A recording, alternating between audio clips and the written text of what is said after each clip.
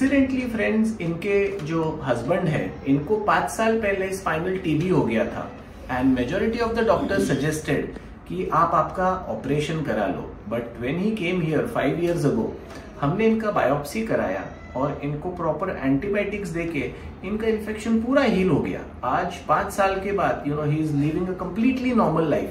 So what a coincidence. So ऐसा नहीं है कि हर केस को सर्जरी की जरूरत पड़ती है। मैं हमेशा बोलता हूँ कि I try to cure majority of the spinal patients non surgically, कि हमको ऑपरेशन अवॉइड करना है।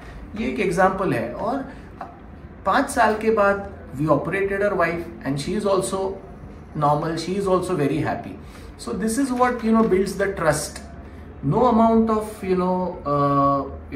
advertisement you do, it will not help. You have to make one patient better and then he will automatically trust you and then give your another relative's life in your hands. So तुम्ही काय सांगू इच्छिता, तुम्हाला काय त्रास होत होता?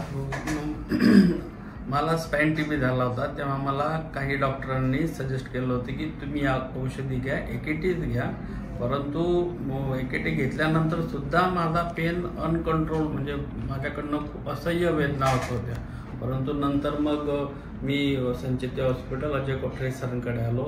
सरांनी इथे मी 5 दिवस ॲडमिट होतो. नंतर सरांनी त्यांच्या पद्धतीने तो पेन पूर्णपणे कंट्रोल केला आणि मी ती औषधी सरांच्या सांगण्याप्रमाणे जवळपास 1 year पर्यंत घेतली औषधी आणि विदाऊट सर्जरी मी त्या आजारातून पूर्णपणे बरा झालेलो आहे. आणि तो आजार असा होता की मला बसता सुद्धा येत नव्हतं, 2 मिनिटं सुद्धा बसता येत नव्हतं. परंतु सरांनी मला काही इन्स्ट्रक्शन दिले, बेडवरती काही 6 महिने 3 महिने तुम्ही झोपून राहायचं आणि सरांच्या इन्स्ट्रक्शननुसारच आम्ही ते मूव्ह ऑन फर्दर ऑन माझे मुवमेंट्स ॲक्टिव्हिटीज चालू केल्या. परंतु मला त्याचा असा फायदा झाला की मी विदाऊट सर्जरी त्या आजारातून मी बरा झालो. ही खूप मोठी अचिव्हमेंट आहे. आज काय काय करू शकता? आणि आज मी माझ्या ऑफिसला सर्व काम करतो, पायी जातो. मी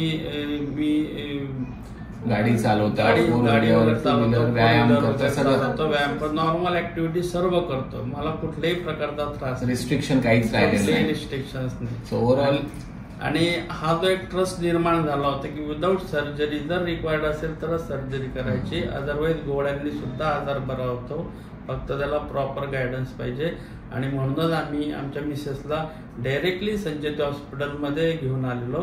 आम्हाला तो विश्वास होता की जेही मार्गदर्शन असेल किंवा जे ही ट्रीटमेंट असेल ती राईट डायरेक्शनने असणार म्हणून.